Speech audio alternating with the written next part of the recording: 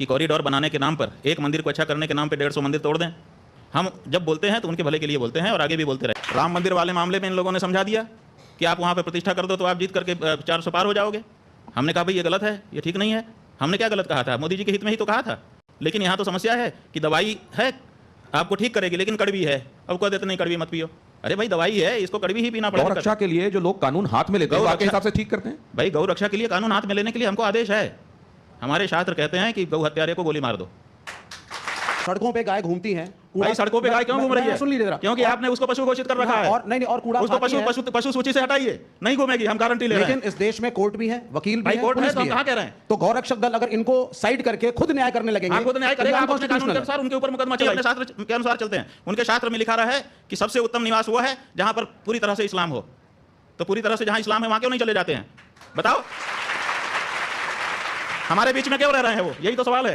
वो पूरी तरह से अपने धर्म का पालन करें, इसी के लिए 57 देश बना लिया उन्होंने। जय श्री राम दोस्तों, एक वापस से नए डिबेट वीडियो में आप सभी का स्वागत कर रहा हूं। मेरा नाम है गौरव और आप देख रहे हो गोलू रिएक्शन टीवी।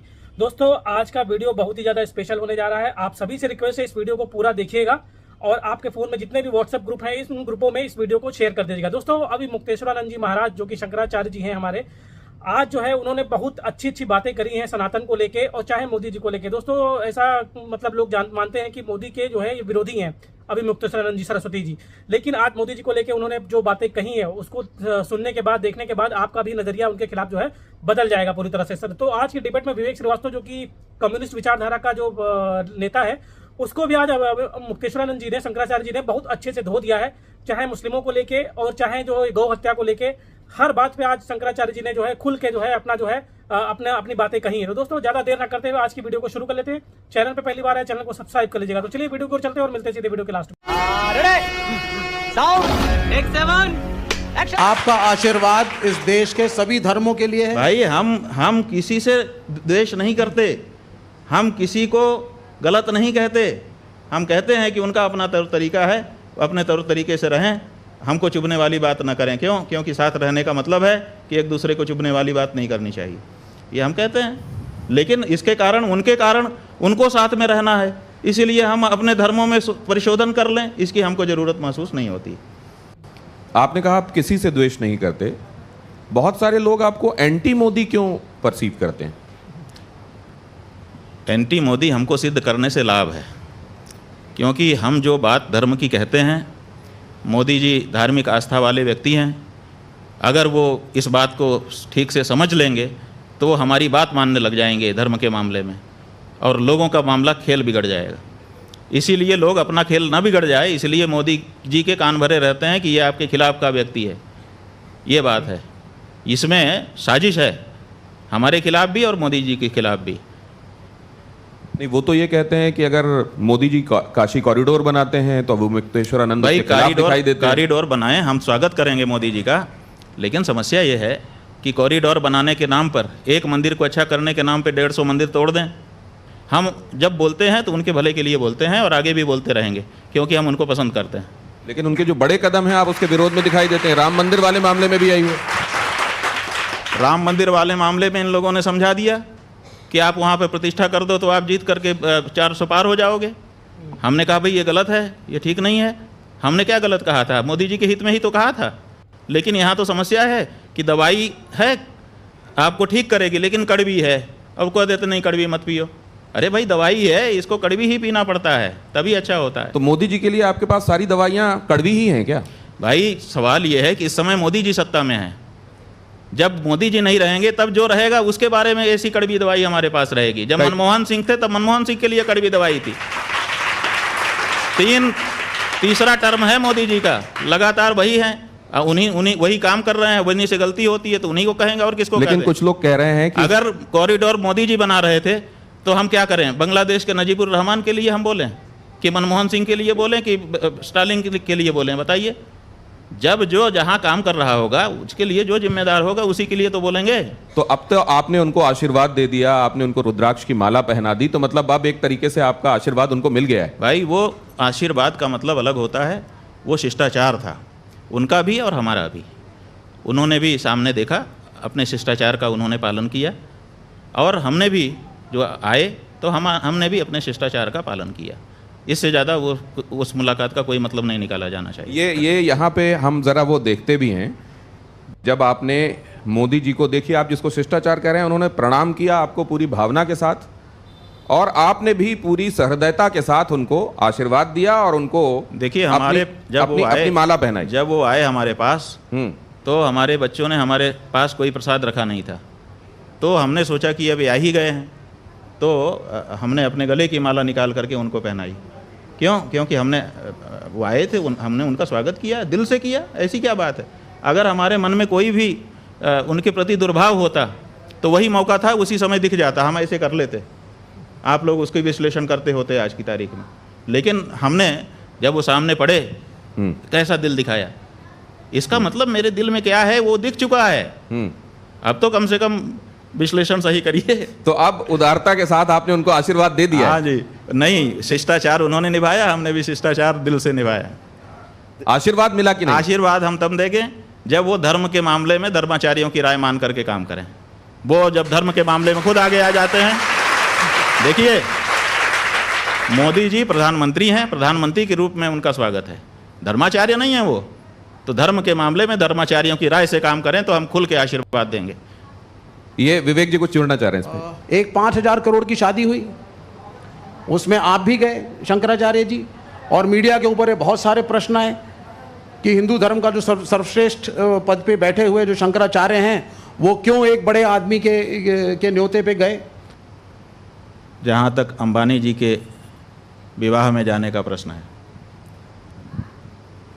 हमको जब कोई बुलाता है तो हम ये नहीं देखते कि ये कितने पैसे का मालिक है, किस गाड़ी में आया है, नहीं देखते, उसके भाव देखते हैं और भाव देख करके जाते हैं।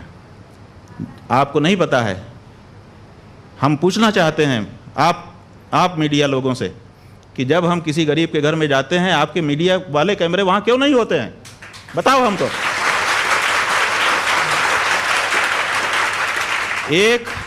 एक अंबानी के विवाह में हम गए, आप हमसे प्रश्न पूछ रहे हो।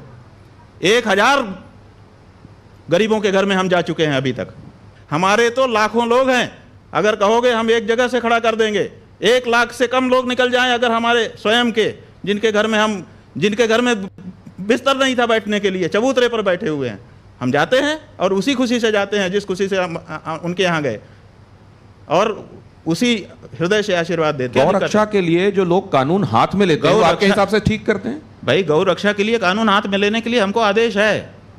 हमारे शास्त्र कहते हैं कि गौ हत्यारे को गोली मार दो, है आदेश।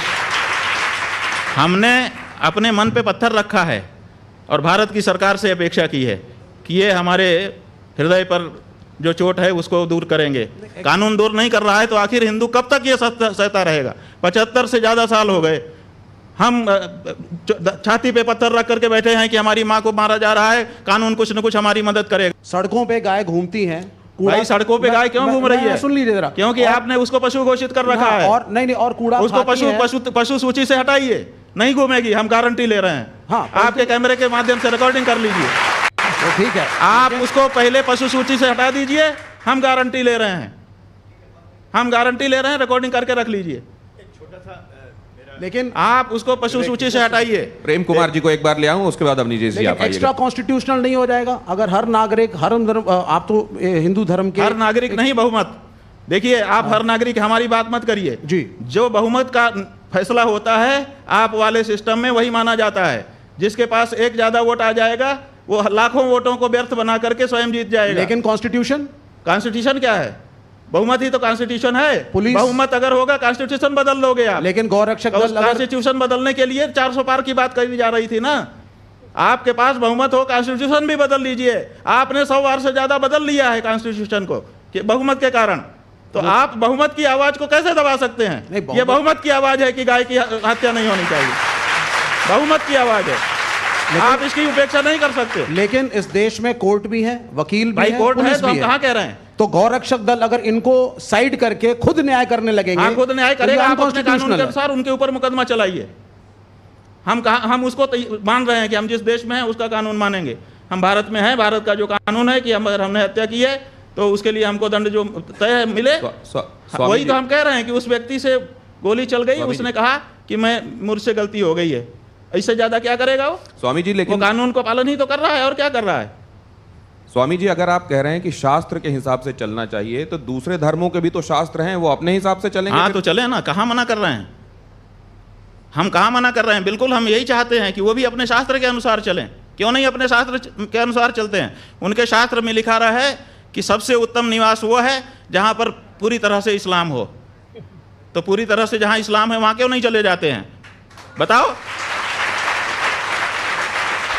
हमारे बीच में क्यों रह रहे हैं वो? यही तो सवाल है। तो वो दारुल- पूरी तरह से अपने धर्म का पालन करें, इसी के लिए 57 देश बना लिए उन्होंने। नहीं, लेकिन देश तो और तो सबका अपने है। अपने चले जाएं, वहां पे पालन करें। और वक्फ बोर्ड के नाम पे जहां पे नहीं है वहां चले जाएं और जमीनों को एनक्रोच कर लें। क्या चीज? वक्फ बोर्ड के नाम पे जमीनें भाई encroach कर लें। हमारा वही कहना है कि उनको ऐसे जहां पर उनके धर्म के अनुसार का वातावरण नहीं, उनको क्यों रहना चाहिए? विशेष करके तब जब धर्म के नाम पे उन्होंने हमारे देश का एक टुकड़ा बांट तो लिया। फिर वो दारुल हरम वाला जो कॉन्सेप्ट है वो फिर उसका क्या? वही हम कह रहे हैं कि उनको अपने धर्म के अनुसार रहने की छूट है, लेकिन वो अपने वातावरण में जाके करें। वो हमारे कुमार जी को- वातावरण में हमको रहने दे। मजा आया। तो दोस्तों यहाँ पे वीडियो हो गया समाप्त। और अगर यहाँ तक वीडियो देख लिया आप लोगों ने तो आप सभी से रिक्वेस्ट है कि चैनल को सब्सक्राइब कर लें, साथ ही साथ बेल वाला आइकन प्रेस करके ऑल पे क्लिक कर लेना, जिससे जब भी वीडियो हमारा अपलोड होगा उसका नोटिफिकेशन आपके पास आ जाएगा। तो चलिए दोस्तों, अभी वीडियो की बात कर लेते हैं। और आज का वीडियो बहुत ही ज़्यादा स्पेशल था। और स्वामी जो अभी मुक्तेश्वरानंद सरस्वती जी शंकराचार्य जी महाराज हैं, उन्होंने जो है सनातन को लेके, गौ हत्या को लेके, वक्फ बोर्ड को लेके और मुस्लिमों को लेके जो है जो बातें कही दोस्तों, वो बिल्कुल जो है आंख खोलने वाली हैं। और बिल्कुल बेबाक तरीके से उन्होंने जो है बातें कही हैं दोस्तों। डिबेट ये पूरी 1 घंटे की थी, पूरा काफ़ी ज़्यादा बड़ा वीडियो था, लेकिन जो इसका जो मेन पार्ट है वो हमने बनाया। इस वीडियो का अगर आपको पार्ट 2 देखना है तो आप लोग कमेंट करके बताइएगा, तो पार्ट 2 भी इसका जो है अपलोड करेंगे। दोस्तों जो विवेक श्रीवास्तव जो बोल रहा है गौ हत्या को लेके कि गाय जो है रोड पे घूम रही है, तो सरस्वती जी महाराज जी ने बहुत सही बात कही कि गाय को जो है जो पशु आप लोगों ने घोषित कर रखा उससे हटाओ आप, फिर देखते हैं हम किस तरह से कोई मतलब गाय घूमती है। और जो गौ हत्या कर रहे हैं उनके लिए भी शंकराचार्य जी महाराज ने बहुत अच्छी बात की कि हमारे शास्त्रों में जो है इस तरह की बातें लिखी हुई कि गौ हत्या करने वालों को सीधे जो है अटैक कर दो, गोली मार दो। ठीक है, इस तरह की बातें जो संविधान सम्मत जो बातें हैं, जो शास्त्र सम्मत बातें हैं, वो शंकराचार्य जी महाराज जी ने बिल्कुल खुल के बोल दी है। दोस्तों आज का वीडियो कैसा लगा कमेंट के माध्यम से अपनी प्रतिक्रिया जरूर दीजिएगा। इस वीडियो को यहीं पे समाप्त कर रहा हूँ, मिलते हैं आपको किसी और वीडियो में, तब तक के लिए जय श्री राम।